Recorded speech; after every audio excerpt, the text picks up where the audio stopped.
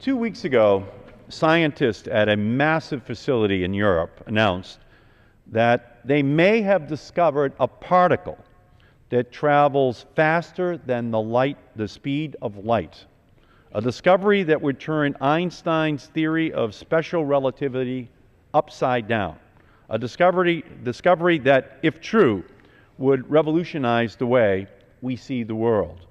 The news spurred a massive amount of interest. Headlines read, "Back to the Future," and media stories even speculated on how this discovery could be exploited to enable real-life time travel.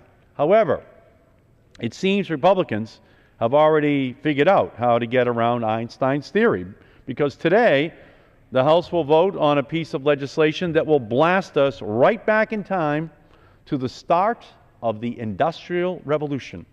This bill says no matter what EPA learns about the sludge that comes out of coal-fired plants, no matter how high the concentrations of poisonous arsenic, mercury, or chromium, and no matter what EPA learns about how these materials find their way into our drinking water, EPA is forbidden to classify or regulate it as hazardous waste. EPA is forbidden to require that this toxic material be disposed of carefully.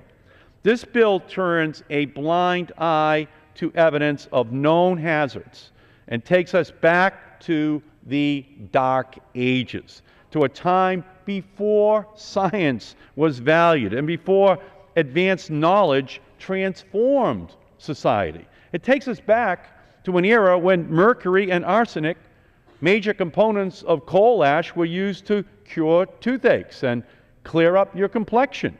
It takes us back to an era where children were sent deep into the bowels of the earth to rip coal from the mines and to die early deaths. The problem with continuing to push a 19th century technology like coal is that you then continue 19th century attitudes about public health and the environment. Instead of time travel through Einstein's theory of special relativity, Republicans are pushing to travel backwards in time to advance the coal industry's special interests.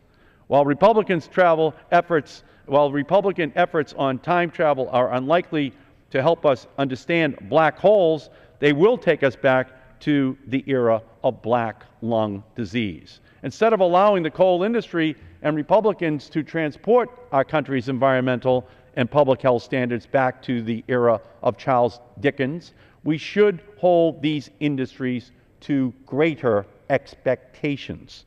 In December of 2008, hundreds of acres of land were buried in toxic sludge after a Tennessee Valley Authority coal ash containment pond collapsed in Tennessee, releasing 1.1 billion gallons of coal ash slurry, covering more than 300 acres of land in a gray, poisonous muck, damaging homes and property and tainting nearby rivers.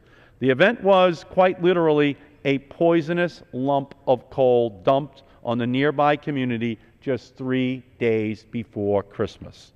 This Republican bill purports to be a solution to what happened in Tennessee. It claims to create standards for coal ash containment ponds that would ensure structural integrity, but in fact it explicitly exempts those same coal ash ponds from key design requirements relating to their long-term stability. This bill claims that states have to set up a rigorous drinking water monitoring regime and dust controls, but in fact the bill has no legal or enforceable standard for these state programs, and even more, any state at any time can waive any of these minimal permitting requirements, and they don't have to tell anyone. That's right. When it comes to constructing a gigantic containment pond in your backyard, a state can choose to opt out of the requirements of this bill, and no one, not the public or the EPA, would ever even know. That is just plain wrong. We should not delegate this authority to the states and then turn around and let states hide behind a cloak of secrecy when making decisions about waste sites that may be hundreds of acres in size, receive millions of tons of waste, and which may be in operation for decades. My amendment is very simple. It says that before a state can waive even the minimal criteria that this bill requires, that the state must first notify the public and the EPA and offer the opportunity for public comment. That is the least that we have as a responsibility to the public. I urge an aye on the Markey. For what purpose?